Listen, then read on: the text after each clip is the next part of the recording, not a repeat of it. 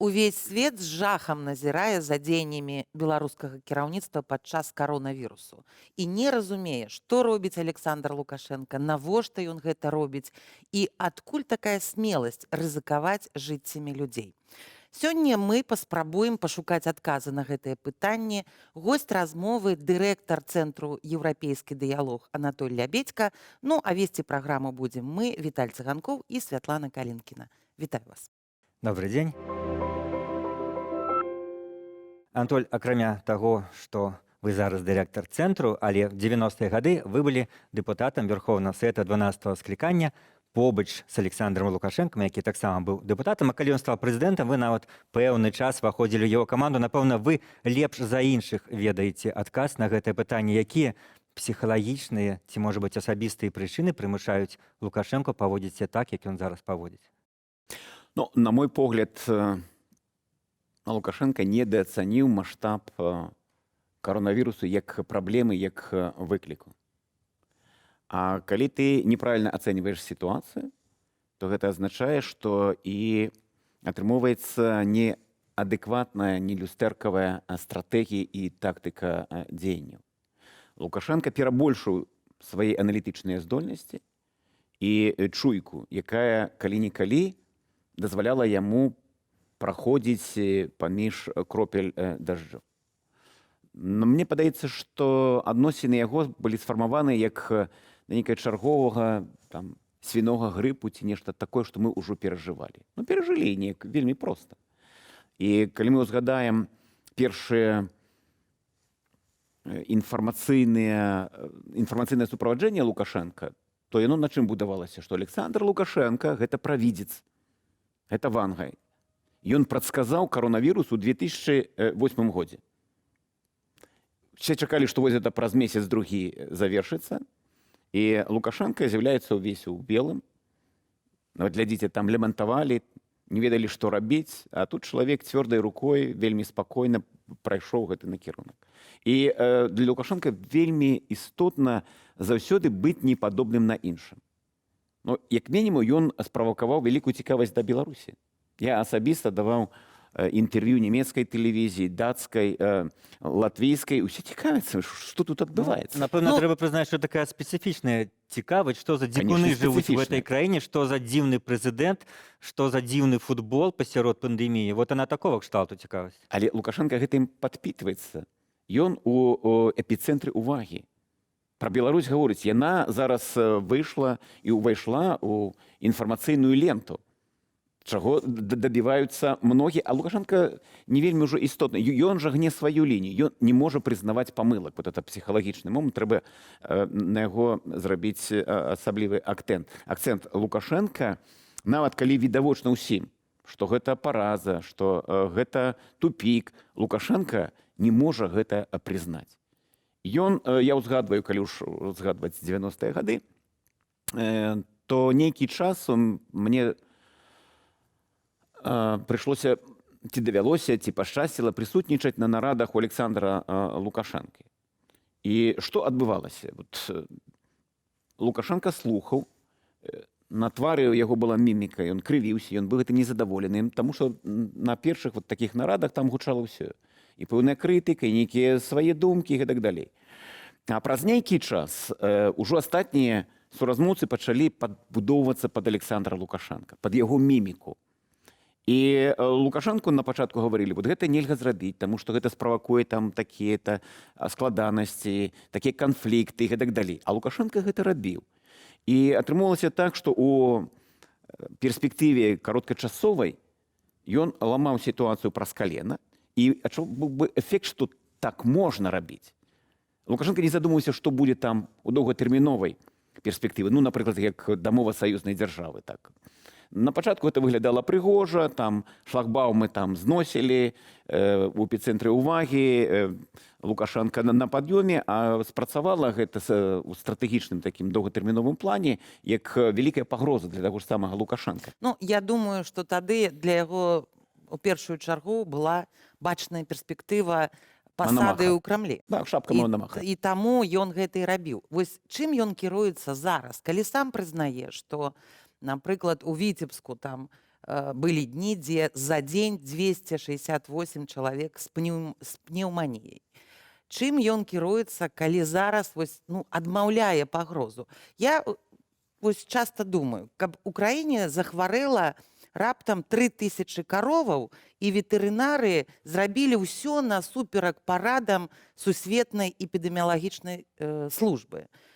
Колькі б у нас было крымінальных справаў, нарадаў, разносаў і так далей, і так далей. А тут хварэюць людзі, паміраюць людзі, і нібыта ўсё добра. Нават калі была памылка, і Лукашенко не можа ад яе адмовіцца. Вось чаму такое стаўленне да людзей больш такое, такое да кароў больш уважлівае, я б сказала так. Стаўленне да людзей, і яно такое устойліва доўгатэрміновае. Яно ж фармавалася дзесяцігоддзямі. І в аснове адносіны ўлада і людзі гэта зараз недавер да ўлады. І ён быў сфармаваны дзесяцігоддзямі. І Лукашенко таксама ён закладнік сітуацыі, якая ёсць на сённяшні дзень у Беларусі. Да народа ставіцца Лукашенко так, як людзі дазваляюць гэта рабіць. І калі людзі не выбіраюць на ўладу, то яны яе не кантралююць. І гэта вельмі важны такі псіхалагічны момант. Калі вы бескантрольныя, то ёсць... Што па вялікаму рахунку яму тут... Усё дазволена. І яму да лампачкі. Калі мне ўсё дазволена, то я не задумваюся над сэнсам таго, што я гавару. Для мяне няма ніякіх наступстваў. Мяне ўсё роўна назначаць там праз 5 гадоў, ці я сам сябе назначу прэзідэнтам. І Лукашенко ўжо прайшоў за гэтыя больш чым 2 дзесяцігоддзі праз розныя сітуацыі. Калі ён гаварыў рэчы, якія у іншай краіне, у Літве, у Польшы, у Славакіі абавязкова прывялі да крызісу і да таго, што ён сышоў бы з улады. Гэта было ў нас дзесяткі разоў. Але это не здаралася. І гэта уседазволенасць Лукашэнкі, яна прыводзіць да таго, што ён нават не ацэньвае працу свайго атачэння. Вось ідэя з прыездам місіі ВОЗ тэхналагічна, яна была разумнай, яна была правільнай. Але працу Качанавай і Караніка Лукашенко ліквідаваў літаральна 2 сказамі. Тыя яшчэ не успелі выпіць шклянку коньяка ці келіх шампанскага, таму што місія паехала восхищенная в состоянии такой повышенной восхищенности от того, что они увидели. Як цитую близко до тексту Качановой. А Лукашенко про это говорит. З гэтага дня у нас не памрэ ні адзін ад коронавіруса. І людзі, нават, я думаю, прыхільнікі Лукашенко, разумеюць, што гэта не так. Таму што зараз фармуе грамадскую думку не Александр Лукашенко, не яго прэзідэнцкі пул журналісцкі, а шпіталі, бальніцы, якія перапоўненыя. Яны фармуюць грамадскую думку, а таксама сацыяльныя сеткі і інтэрнэт. Вот якраз наконт міністра аховы здароўя Караніка сам Лукашенко прызнаў, што Каранік мяне угаворваў увесці каранцін, але так і не угаварыў. Я думаю, ён як малады міністр, не так давно працуе, ён яшчэ пайшоў па гэтай сцежцы, што Лукашэнку можна нешта даказаць, нешта пераканаць і гаварыць не то, што ему падабаецца. Это сапраўды мы даўно не назіралі сярод атачэння Александра Лукашенко. Як думаеце, пасля такога адказу ён уже наступны раз будзе гаварыць праўду Лукашэнку, наш міністр Каранік? Так, мы адвыклі ад таго, што у Беларусі ёсць палітыка, а сярод чыноўнікаў ёсць людзі сваёй асабістай пазіцыі, якую яны адстойваюць. Апошнія прыклады гэта зыход у адстаўку Чыгіра, 96 год, перад гэтым з пасады віцэ-прэм'ера сышоў Ганчар, таму што не супадалі погляды, нармальная практыка. А Лукашенко гэта вывеў у прынцыпе, яго гэта не можа быць. Таму мы нават на гэты факт звяртаем увагу. Я думаю, што Каранік усё ж такі будзе падагнаны пад такі сярэдні вызначальнік. Сярэдні такі вызначальнік. Ці сыдзе без скандалу. Все ж таки давайте прызнаем, што толковыя людзі з'яўляліся ва ўладзе, а потым сыходзілі. І так, я не ўключаю, што па стану здароўя там ён прывядзе нейкія аргументы, там, можа, спасылаючы на той жа каранавірус, што ён зараз не можа выконваць абавязкі. У любым выпадку чалавек сваёй думкай там не ўтрымаецца. Ну, гэта дакладна. Я думаю, што дасведчаныя больш міністры ўжо зрабілі нейкія парады таму ж самому Караніку. Ну, тут цікавага шмат. Памятаеце цэлую нараду, калі Лукашенко сазваў навукоўцаў, там, вірусолагаў, і ўсе чакалі, А ён ім расказваў, як... Калі выйдуць яны на экран і скажуць, а якая рэальная сітуацыя? Я быў адзін сярод тых, хто быў у такім чаканні. Але я зноў убачыў Александра Лукашенка, раз, другі, пяты, дзесяты, і ён зноў распавядаў, ну, тое, што на сённяшні дзень выклікае там усмешку, пацісканне плячыма і не больш таго. Так мы і не пачулі навукоўцаў, я проста зараз не ведаю, яны ў нас ёсць, ці яны ў нас адсутнічаюць. У іх нейкая пазіцыя была, яны выклалі яе Александру Лукашенко, ці не. Навукоўцы прайшлі недзе там проста па калідорах і ўсё. Анатоль, а няма адчування, што Лукашенко проста у дадзеным выпадку ў складанай сапраўды такой незвычайнай сітуацыі проста адмаўляецца ўспрымаць рэальнасць. Бо тое, што ён там памыліўся, тое, што ён цяпер хоча ўсіх падмануць, гэта відавочна. Але як расцаніць вось заяву гэтага віртуальнага саміта Еўразэс, дзе прэзідэнты там Расіі, Арменіі, Казахстана, Беларусі, і ён ім, людзям, якія дасведчаныя не менш, чым ён, кажа, прыязджайце ў Беларусь, я вам тут бяспеку гарантую. І, ну, ясна, што гэта выклікала нават смех, але ён нават не нас падманвае, а, ну, па-мойму, сам сабе. Ну, самы просты адказ чытайце Шчагельскага, так? Можна было б і на гэтым паставіць кропку. Давайте нагадаем, хто такі Шчагельскі. Так, ну, гэта якраз таксама чалавек з медычнай сферы, які ставіць пэўныя дыягназы, як Псіхіятрычныя дыягназы. І мне падаецца, вось зараз пэўная такая актуальнасць яго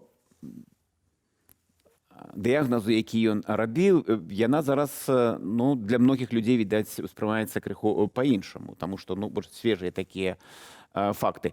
Ну, Лукашенко, па-першае, ён актор, і калі ён уваходзіць у гэтую ролю, так, то яму цяжка з яе выйсці. Это раз. А другое, Лукашенко ж прывык сам ствараць рэальнасць. Вот ён творца гэтай рэальнасці. Ну, але ж нейкія межы павінны быць. Ну, гэта ж ужо нават не там пра падтрымку ўлады ён расказвае. Ён расказвае пра снег, Вы прасілі дождь, я дал вам дождь. Якія межы? Ну, тут жыццё людзей. Межы сцёртыя даўно, но а вот пытанне жыцця людзей, гэта гаворыць насамрэч пра кошт чалавечага жыцця ў Беларусі. Ён значна, відаць, меншы, чым кошт марлевай павязкі, там, якая там рубль 50 ці 2,40. Ну, на вялікі жаль, такая рэальнасць, яе трэба прызнаць. А што вот эти заўвагі Александра Лукашенко, ён жа абураўся, што людзі вот раз узялі і памерлі. І прычым ён... Падвялі яго. Падвялі яго, так. Это ж пачалося з Дашкевіча, артыста. Ну, таму што, мне падаецца, публічная фігура. Вот там нельга было замаўчаць. Калі б гэта была нейкая там хатняя гаспадыня ці нейкі настаўнік памёр, ну і ўсё. Ну, напэўна, такія выпадкі і былі. І былі да гэтага. Мы ж ведаем. І да Дашкевіча ўжо вядомыя выпадкі. А тут ужо была гісторыя, якая распавядалі там і абмяркоўвалі ў сацыяльных сетках. Тут ужо схаваць немагчыма было. Ну і што? Хто вінаваты ў гэтай сітуацыі? Аказалася, сам гэты чалавек. Лукашенко проста на твары яго было напісана, што он негадаваў, як ён мог вот у гэты час вот узяць і не паслухацца прэзідэнта. Пайшоў, блытаўся па вуліцы замест таго, каб сядзець каля тэлевізара і слухаць яго рэцэпты там пра лазню, пра трактар, пра белых козачак, да якіх можна дакрануцца і вылечыцца ад каронавіруса. Тут ужо няма ніякіх межаў. Тут няма ніякіх абмежаванняў. Тут наогул, глядзіце, вот толькі-толькі, здаецца, абралі тых людзей, якіх нехта называе там дэпутаты. Вот ситуация коронавируса – это просто, ну, это фантастычныя магчымасці для народнага дэпутата. Гавару гэта як чалавек, які двойчы абіраўся ў рэальны парламент. Это азначае, што яны павінны быць паўсюль. Яны павінны быць у гэтых самых шпіталях, яны павінны выносіць адтуль інфармацыю, інфармаваць сваіх выбаршчыкаў, якія быццам бы ў іх ёсць. І за гэты час я вот, праглядаў, наколькі заангажаваны там у сацыяльны, я не бачу нічога навогул. Да мяне даходзіць інфармацыя, што Еўрапейскі парламент выдзяляе памяшканні для бяздомных, а таксама для тых, хто выйшаў пасля лячэння на каранавірус, і яму няма дзе прытуліцца. Еўрапейскі парламент выдзяляе для іх адмысловыя памяшканні, павары парламенцкія рыхтуюць для іх ежу і гэтак далей. І кожны з іх адкрываю там сваіх знаёмых, дэпутатаў з Літвы, з Польшы, і я гляджу, што яны ўвесь час пры нейкай такой мяккай самаізаляцыі, яны паўсюль. Яны хочуць быць з людзьмі, яны хочуць дапамагаць. У нас, а гэта ж галіна улады асобная і поўны правал. Ну, іх сабралі разам на сесію, хай рызыкуюць. Калі там без масак, Адзін чалавек я думаю, там. што у меня была адна прапанова, якую я там скіроўваў. Зараз вот я накіраваў прапанову ва ўрад, каб ліквідаваць такую прафесію, як ідэолаг. У Беларусі гэта 12 тысяч людзей на вельмі добрых заробках.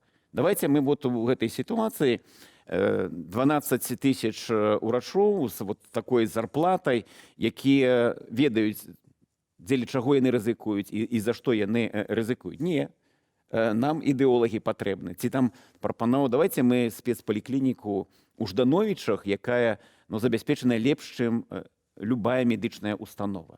Туды падбіраліся кадры, не толькі па блату, але і шмат людзей, якія рэальна здольныя вырашаць складаныя задачы. І што? Нічога. Гэта для нас.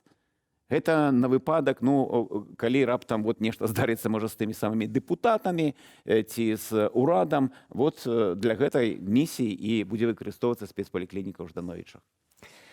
Эпідэмія каранавірусу зноў прадэманстравала беларусам тую самую сумную рэчаіснасць, у якой все ідуць не ў нагу, і толькі Александр Лукашенко, адзіны прэзідэнт, які ідзе ў нагу. І ў гэтыя дні многія яшчэ раз узгадалі яго славутыя словы: «Я сваю дзяржаву за цывілізаваным светам не паведу». Сёння госцем нашай перадачы быў Анатоль Лебедзька. Вели для вас я, Віталь Цыганкоў і Святлана Калінкіна. Заставайцеся з Белсатам.